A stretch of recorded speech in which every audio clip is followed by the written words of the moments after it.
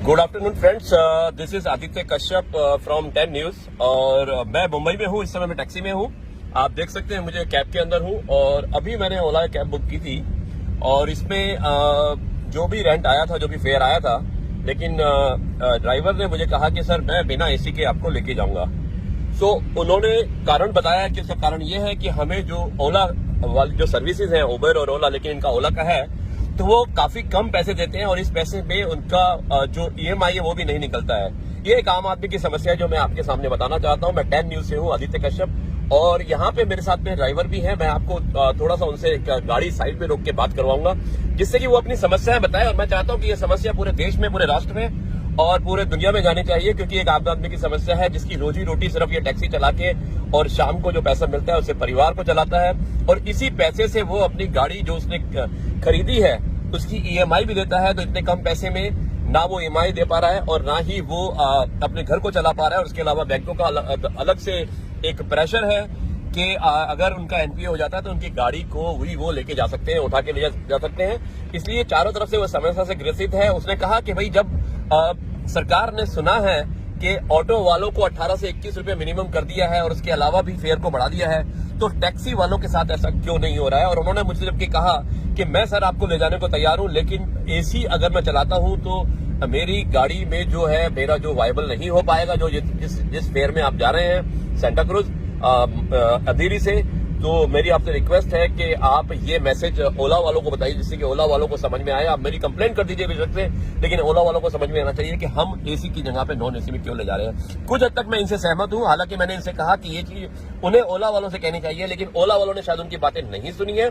इसीलिए उन्होंने कहा है कि हम ये एक इस तरह का हम रेवोल्यूशन लाना चाहते हैं। हम चाहते हैं कि पब्लिक के माध्यम से ओला उनकी बातें सुने और पब्लिक को तकलीफ होगी तो ओला जरूर उनकी तरफ ध्यान देगा और उनका किराया बढ़ाएगा। तो मैं राशिद भाई, आपका नाम क्या है? सलीम भाई हैं, जो कि यहाँ पे मैं उस गाड़ी में भी बैठा हूँ और उन्हीं के साथ बैठा हूँ। हालांकि उन्होंने एसी चला दिया है, मुझे अच्छा लगा, मैं उनको शुक्रिया करना चाहता हूँ। लेकिन उनकी समस्या है तो समस्या के साथ हमें होना चाहिए एक आम आदमी की तरह। हम भी एक आम आदमी है और हमारा भी परिवार है। तो हमें मैं अभी सलीम भाई से पूछना चाहता हूँ कि सलीम भाई, आपको ये जो मैं आपकी तरफ ही कैमरा कर रहा हूँ सलीम भाई, और मैं चाहता हूँ कि आप जरूर बताइएगा कि किस तरीके से इस समस्या से जो है आप जूझ रहे हैं और आप क्या चाहते हैं। हम लोग यही चाहते हैं कि हमारा फेयर बढ़ाए, बहुत कम फेयर देता है। अभी मैं चेंबूर से गोरेगांव वेस्ट एक ड्रॉप लेके आया जिसका 25 किलोमीटर 52 मिनट का, उसने मेरे को 235 रुपये कैश लिया है। उसके बीच में मुझे एक ट्रिप आ गई, मुझे मालूम नहीं मेरी अर्निंग कितनी है, उसमें देखना पड़ेगा उसमें मेरी अर्निंग कितनी आई है। अब वो बाद में मालूम पड़ेगा, वही 197 समथिंग आएगी या ज़्यादा से ज़्यादा 190-200 के अंदर ही आएगा।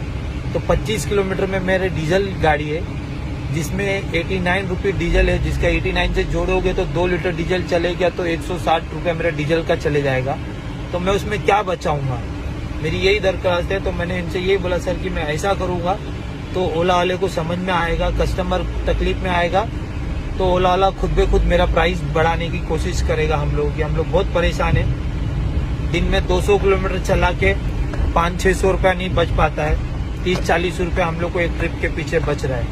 तो हम लोग की यही सबसे बड़ी परेशानी है कि आप हम लोग फेयर ओला से दरख्वास्त करके बढ़ाए। तो जी हाँ दोस्तों, ये आपने सुना कि किस तरह से उन्होंने रिक्वेस्ट की और मैं उनके साथ सहमत हूँ, क्योंकि मैं अभी जो जा रहा हूँ मैं आपको अपना ही बताना चाहता हूं कि मैं सेंटा क्रूज थोड़ा विले पार्ले की साइड जा रहा हूं, जो करीब 10 किलोमीटर है यहाँ से, और मेरा फेयर जो बताया है सिर्फ 100 रुपया बताया, 104-108 रुपया। तो आप समझ सकते हैं कि 1 किलोमीटर में 10 रुपया, जो कि बहुत ही मतलब कि इसमें वायबल नहीं है। ऑटो भी इससे ज्यादा पैसे ले लेता है।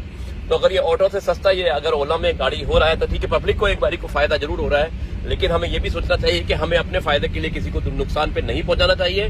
मेरी गुजारिश है एडमिनिस्ट्रेशन से और मेरी गुजारिश है सरकार से और मेरी गुजारिश है ओला जो ऑपरेटर्स है उनसे कि कम से कम इनकी बातों को ध्यान दीजिएगा और इनको सपोर्ट कीजिएगा, क्योंकि ये है तो हम हैं। अगर ये ही नहीं होंगे तो हमारे लिए भी जाना मुश्किल हो जाएगा।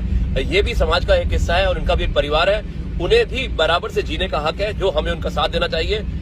मैं हूं Aditya Kashyap, senior journalist and strategic investment advisor to the 10 news, जो कि एक चैनल है और उसके माध्यम से मैं इस मैसेज को देना चाहता हूं।